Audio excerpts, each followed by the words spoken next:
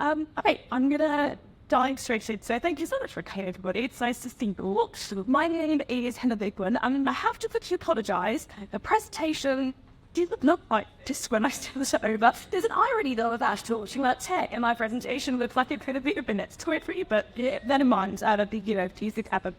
So, okay, so I'm here to talk to you today about marketing or tutoring business, and I'm going to be talking not about social media, so some other alternatives that you can do.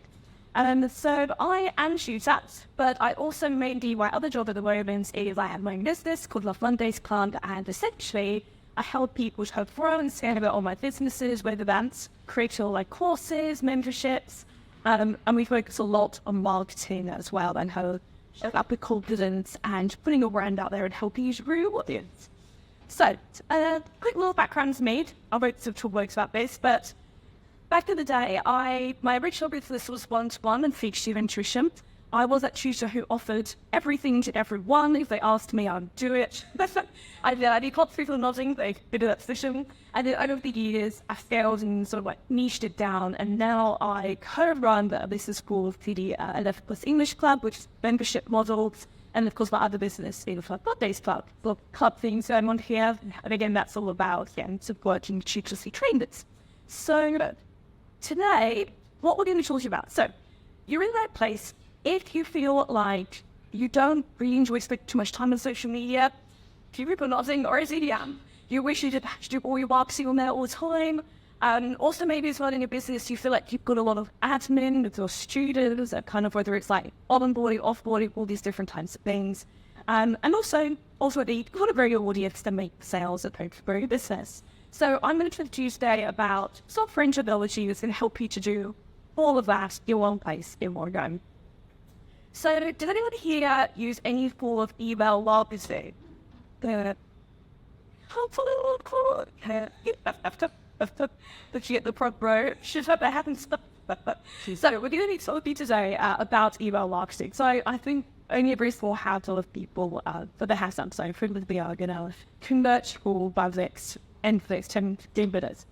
So, basically, what I want to talk to you today is about 5 ways that email marketing can transform your business. I love email marketing. I've got into it about 3-4 years ago, and it really is like the fundamental backbone of how I run my business and how I promote my business now as well. I'm going to give you more quick tips from software and send that, but to be honest, there's a lot out there. So like at the end, if you want to ask me questions, I'm happy to chat about different options, and also how to actually grow your email list. Because I think a really common misconception with email marketing is people come in and say, well, I don't have enough email addresses, I've got no one to email. But we all start from 0, so that's the point, is like how to build it as a browser. So you can.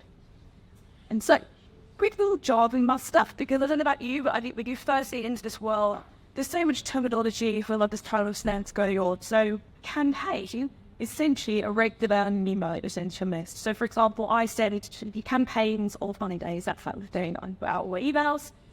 You've got field and tags, which is like data that we collect about a person. So, for others to know content, that might be things like the subject that our student does, their year group, maybe what their target schools are for junior for kids to the plus.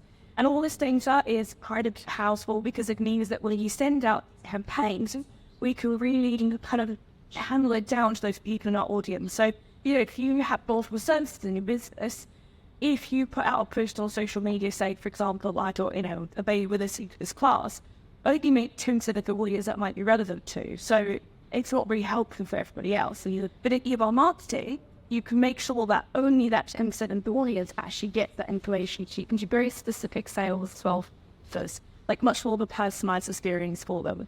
And then finally, automations. So these are essentially a series of emails that are triggered by a certain thing, and I'll the cover so as we're going through.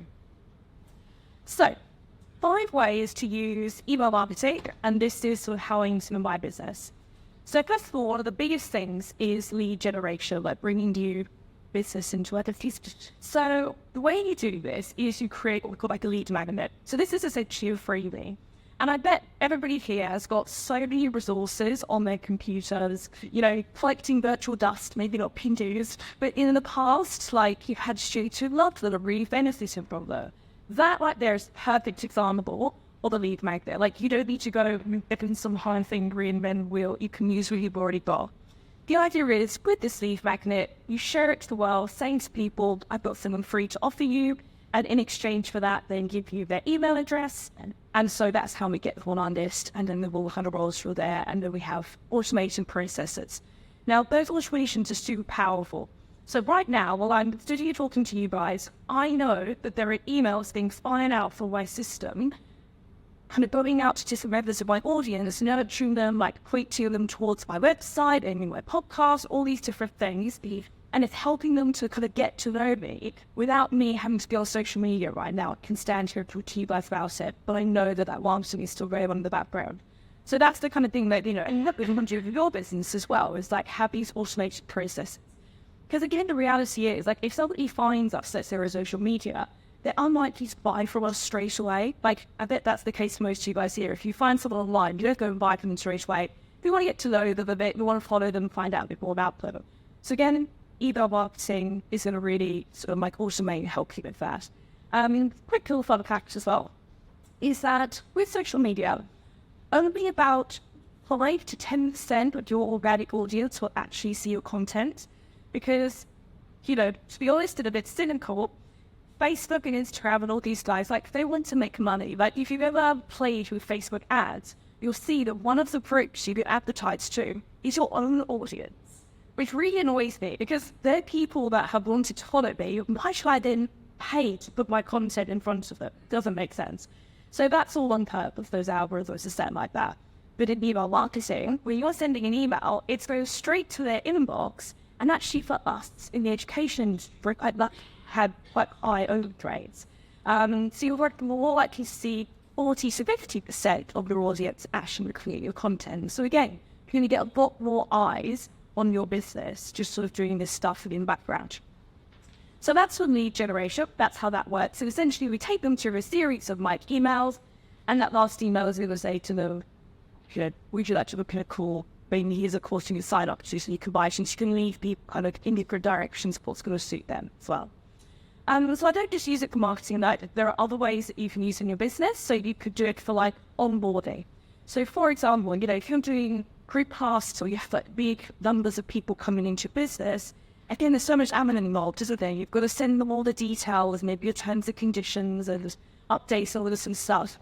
Rather than doing that manually, you can create like an automation where essentially you add them into your software, put them down as a new student, triggers an automation, and then you know that every single student that joins you is going to get the exact same customer experience. They're all going to be given the exact same details, and it will totally reduce the amount of inquiries you get of, I joke, I have recurring nightmares of parents messaging me saying, where's the link? So in fact, I've sent it. So automating these processes means that, I know that's going on in the background and I don't have to worry that I haven't sent out those details to try. Of course, another big thing for us to our businesses and marketing is getting reviews and feedback. And again, I don't know about you, but sometimes it can be a bit tricky to kind of, lots of people say, yes, I'm happy to leave a review, and then they forget. So you feel like we're chasing them a bit.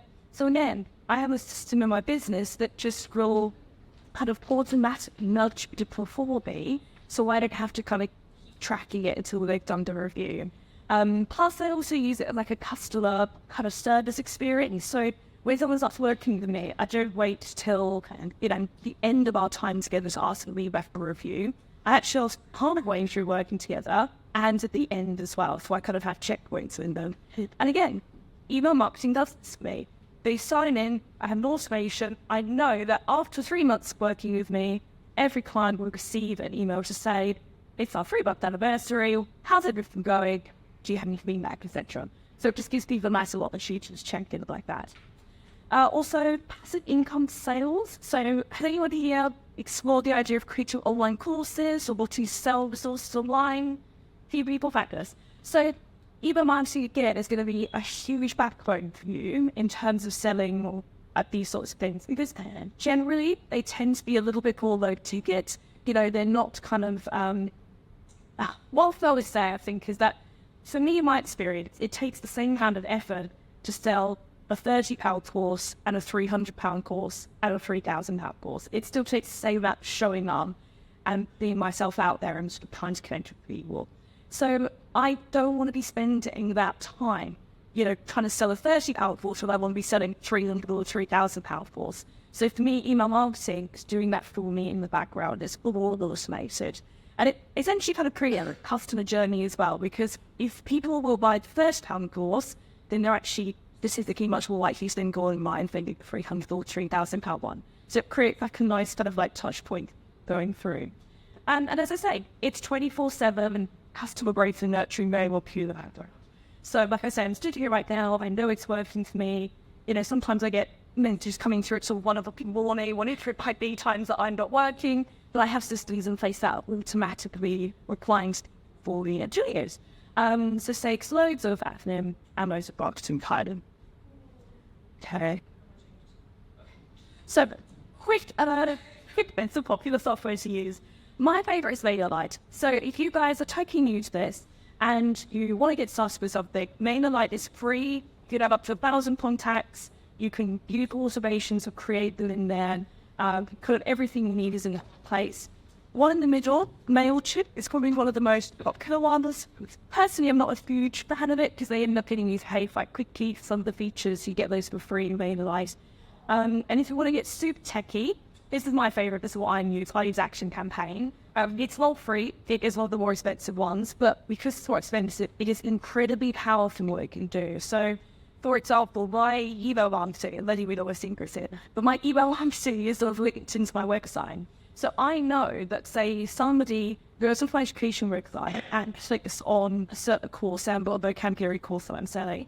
If they're on my mailing list, that data is tracked and it'll trigger an automation so that an hour later, that person will receive an email to say, there's a vocabulary course, it's 10% discount if you want to sign up to it. So, like if you ever go on closed websites and like put things in your cart and then you don't buy it and then you get an email an hour later about it, it's exactly the same software. It's just sort of like seeing how people are behaving on the website for what they well. So no big problem. Very good. They got you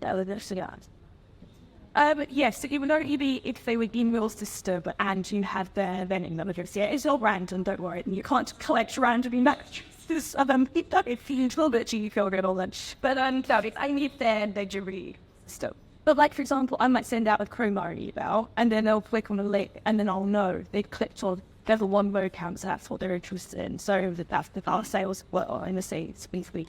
Okay. So really quickly, house growing list. I think most of us here got clients, they're the first e-books put on the list to get you going. So this is going to be, where you can send out like nurture sequence, tools about sort of feedback, things like that. The lead like that, amazing resource already got, so you don't have to go away and create new stuff. If you've got a website, pop on your website, say the site to my newsletter. I'll caveat that by saying, put the lead making it on there, but go freebie on there rather than sign up to a newsletter, because how many of us seen that call to action and actually put in our details, but more likely more this little bit more transactions than most. If you've got Facebook, great. If anyone here is growing with the Facebook community, make sure that one of your questions when people enter is saying to them, if you want to receive, discounts or information about my services, please put your email address below. Don't ask people, do you want to sign up? Because they just put yes, and then they don't give you their email address, and then you have to manually go chase it to what you can for the wording. And finally, I do have to throw it on here, because it is still a little bit of a necessary evil, but social media is also, the place where you can go out there and sort of promote these free and things. So, unfortunately, in this presentation, I can't turn around to you and say we could totally eradicate social media because it is an incredible, huge, free marketing tool. So we should be using it. But in my opinion, it shouldn't be like there's other one way that you can write some businesses. And about you guys, have you ever been on like forums where everyone's there saying, buy my thing, buy my service, come here? You kind of get drowned out a little bit. But if you're that person that pops into that group and says, I'm not selling, I've just got a free resource I know would really help you, you're going to get a lot more engagement from that. People will get onto your mailing list, and then you do the setting in the background, and it's user effective. So, your question? On social media, have you found that certain social media websites and planning about them lead to more sales? For instance, we go out after people being in. Should this service actually make about user find more so that what review or Facebook where Instagram, if I have an upbeat audience, what the amount of those will be interested in the commercial work experience you with all social media, or you just try and filter video about things? So I think it's really about kind of knowing what the audience and who they are, because like you say, different groups, different kind of, ages and different brackets and things, they spend time on different social media platforms. So for me, in the 11 plus world, Facebook is my easiest place. Instagram kind of became an echo chamber of just choosers following me, so I stopped at that one. But for me, Facebook community and my email list in the fundamental way that I arrived at. But then say if I'm just like adding a friend you guys today, do you have Monday to month, I'll do that more on LinkedIn, because I know a lot of crucial people on there, they're going to be looking for marketing support. So it's kind of just this whole thing as well, you really need to know your ideal client, where they're spending time, and then you can try and get in front of them there. But like I say, by having that kind of lead magnet, that freebie, it just gives something different to talk about, and it gives you an incentive to kind of get in touch with you that way. And thank you each. So guys, this is totally shameless. If you would like some more information about email marketing, on my website, I have a little form that you can fill in for your email address, where I'm going to send you a guide. And essentially, it talks a lot about what I've talked about today, but just a little bit in more detail. Interestingly though, again, I'm totally transparent with this stuff. Some of my current clients are in the room at the moment. Hello guys, thank you. Hi. So when they sign up to this, they'll receive a freebie, and then that'll be it. Because I have a system in place which tracks who's now loading it. So I don't want to send my current clients sales stuff, because they've already bought me, they already work with me. I don't want to sell stuff. They'll always ruin our relationship, I would say. But maybe people who aren't my clients, you'll be going through a welcome sequence where I'll tell you about my podcast and send you to my blog. So even if you just want to sign up and have to talk about where I send you and what I send you, and you see throughout both the emails, I don't resell it to you for quite a long time. It's only the last email that I'll say, okay, now you've got to know me a bit. If you want my help, here's your first booking call. So to me, it's a really nice way to send it as well, because it's all pushy in people's faces. It's just giving people the opportunity to get to know you and make a kind of decision from them. Then people always visit the forces. They show you by something that they'll click on. It's showing you out learning of it, and what they're usually called out, and he had to think which was the forming constantly, and that is amazing. How did it know which points you had into them? Yeah, so let's say somebody emails me. There's not kind of automations necessarily in place for that. Automations are more kind of bringing people into my world. And then, for example, a parent emailing me about something or need to the link, they'll always have to kind of manually respond to that. So there's still quite a lot of personal stuff going on in the background. But again, for me, that's I want to be a right person. That's just I want to be engaged with perhaps sort of as a human. But from the outside, it's just bringing people in. I want that to kind of be automated, because, a lot of sales is a lot of the same, and the more I get your business, the easier to kind of will narrow it down to make that 10% them that actually buying from you. And they're then the people I want the energy to have conversations with. So I hope that all the depression and then happiness. But I'll be speedy. So final consideration. So these are things that I would think about if you're thinking about getting this email marketing. So how would you like email marketing to streamline your business? So sort of simplifying things, automating your processes, what admin could it remove?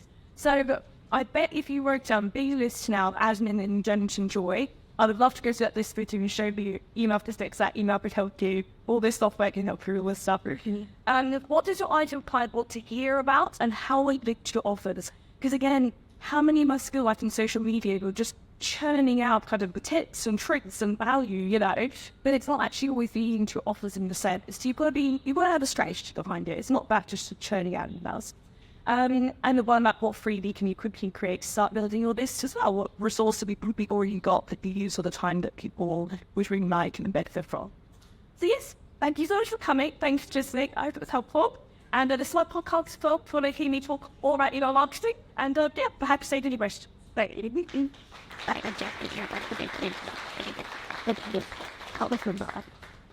Yes, please. Where people are those with Southern Counties, Collier Quarry, the same customers, one what you learn all with it in later in night, and you part of the hard way to go, where it seems causal, the fabric teach. I don't think so. Yeah. How do you get off that? So, it's actually amazing people's tolerance for emails. So, but I think, like, for example, like I said, with my current clients, as an example, I'm super specific about what I send to them. So, for example, I'll send the baby an email on a Monday about a wife podcast, and that's what we all go with you for the rest. Same with my tutor clients. So, for example, I might give them an update on what we're doing that week, but that's it. But then the outside group, they tend to get, for me, over 2 emails a week, which is quite a lot. They come to do that. But I'll give them like a value one on Monday, and then all the sales one on a Thursday. You know, I get to them at the emails that aren't today. I'm going to be honest. The best one you sent her would be this email that person I would have picked up with them automatically started and said, they are no. Yeah, so the work you've written it. Yeah, that's another thing. It's also about the way we write here. So, for example, for me personally, I don't put logos and pictures and things in my emails because it makes it look like a news center. Like, I will very strategically write it as if I'm writing to view her scene. And then that's sort of how it kind of lands and comes across. So what you want to do is, like, you want to see your unsubscriber rate. Generally, you don't want to go over 1%, which sounds super low. But if you start going over that, then you start triggering off some spam filters and things. Just for context, and this is another thing, right? When people come into that nurturement school with those sort of 5 emails they might get in the beginning, they'll know pretty quickly whether they like you. So they'll either unsubscribe then, or sign when they're gone, or they'll stick around. And if they're stuck around for those 5 emails, they probably want to hear little. So, as an example, when I was promoting one of my services a while ago, might horrify you, but in one day I sent 4 emails to people. So the deadline to sign up was, say, at 8 o'clock. So I sent one at 9, at 12, at 3, at 6. A few people in Lozing went, yeah, I was over recipients. But really interestingly, lots of people signed up for email 1. Emails 2 and 3, not many people signed up, but the unsubscribe rate was low. That last email of the day where you might think, oh, am I really annoying people? Had the most sign-ups from that one. Because how many of us again read things that they people want to do that and then try and forget about it.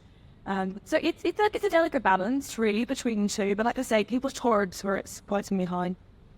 And think about social media, like how much stuff you get thrown left us quite to me on then. And it's decent, but your point, I'm not too first.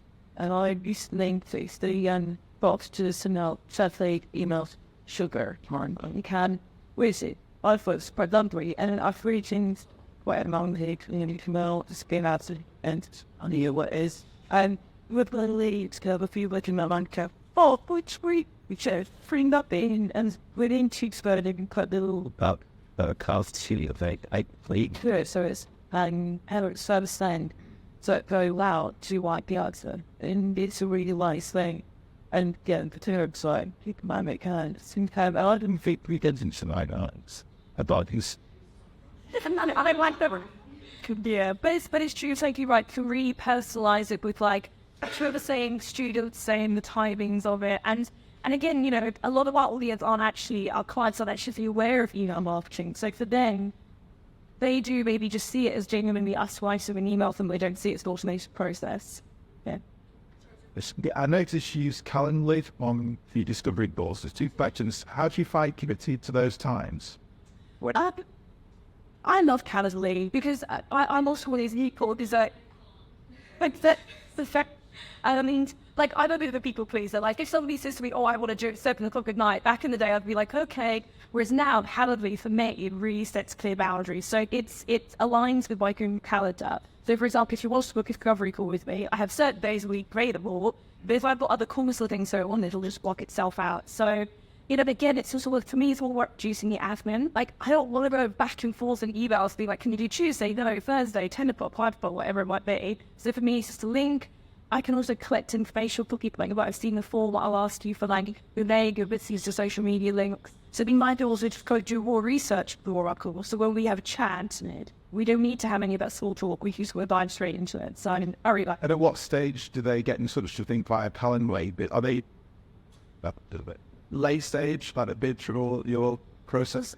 So I think it's really interesting. Like, customers have different journeys. Like, I had some people who will find me, receive my 5 emails up within 2 weeks, they're on the phone and they want to book my big one-to-one package. I have other people who will message me and say, I followed you for 3 years and Now I've just switched to give you a call. And you always can't predict that. So that, I think, from a general marketing point of view, is why consistency is so important. But someone said to me, like, right now, your next client is watching you. So you've got to show up. Care who they are, but you've got to show up. And just one day, you might just say that thing that they need to hear all that day. And that's going to prompt them to get touched from it. Thanks. With the online forces, your platform is a Gemini price fund and apps is best do it. Yes, I could do, I might have like half an hour. I could talk to you about it also. So for my education business, I use Thinkific. I really like Thinkific because I like to design the courses, the way it's in chapters. They have like a community feature, which is very similar in appearance to a Facebook group, but like the kids and students can use it, and it's a saving space for that. I'm not sponsored by any of these, this is my experience. But what I don't like about Thinkific is I don't like the website builds a part of it. You can't personalize it very much. But for me, I use it when, so I'm not too busted about that. For that Mondays Club and the courses I run there, I use Kajabi, which is quite more expensive. But I like the website design of it. I like that in a little more creative freedom. So kind of different businesses to be reply differently to familiar marketplaces. Yeah. So there's one new podcast, how we go about doing what, how that's it with the thing or reaching your customer. So for me, there's on Mondays, I would say every single customer has listened to one podcast before they work with me. Yeah, and it's a funny one because like, I'd like to give it. I didn't have like, hey, I've been more those 95 just in the stage. But I think one thing that's great, so again, I'm a huge advocate for using audio and video in the marketing because people get to know you so much quicker. So like, you know, today I had people come up to me and sort of chatting to me. It's like, because you listen to the podcast, you feel like you know me and keep talking to you every week. So it builds up that relationship really quickly with people. I recommend it. I love one. I'll go up and you see it, please. But the other question. So good. Am I sold into an email marketing? She's so annoying. All right, thank you so much, guys. And I may wait for it to come over channel. We are very safe and go. I'll do that. You will see how I'm sent over that. Thank you. Him and God,